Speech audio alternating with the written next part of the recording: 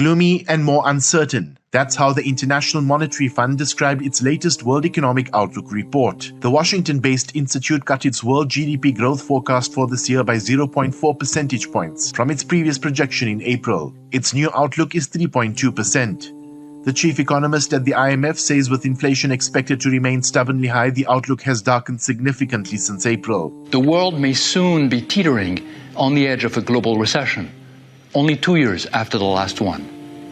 Multilateral cooperation will be key in many areas, from climate transition and pandemic preparedness to food security and debt distress.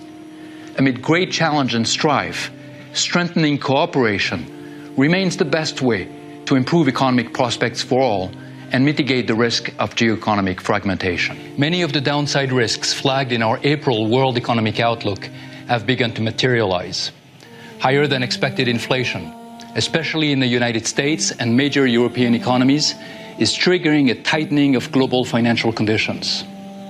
China's slowdown has been worse than anticipated amid COVID-19 outbreaks and lockdowns, and there have been further negative spillovers from the war in Ukraine. As a result, global output contracted in the second quarter of this year. Under our baseline forecast, growth slows down from last year's 6.1% to 3.2% this year and 2.9% next year, downgrades of 0.4 and 0.7 percentage point from April. The revision is mostly due to sizable projected markdowns of the world's largest economies. The world's three largest economies, the United States, China, and the euro area, are stalling, with important consequences for the global outlook. The risks to the outlook are overwhelmingly tilted to the downside. Let me mention a few of them. First, the war in Ukraine could lead to a sudden stop of European gas flows from Russia.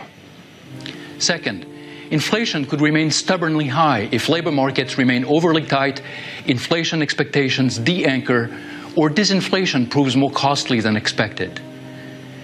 Third, tighter global financial conditions could induce a surge in debt distress in emerging market and developing economies.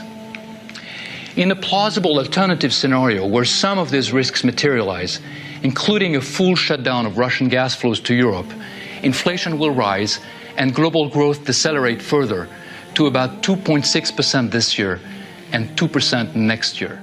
The IMF said its calculation was based on the continued spread of financial stress, adding that the US has a very low chance of avoiding a recession. Yakin Tobias for CI Radio News.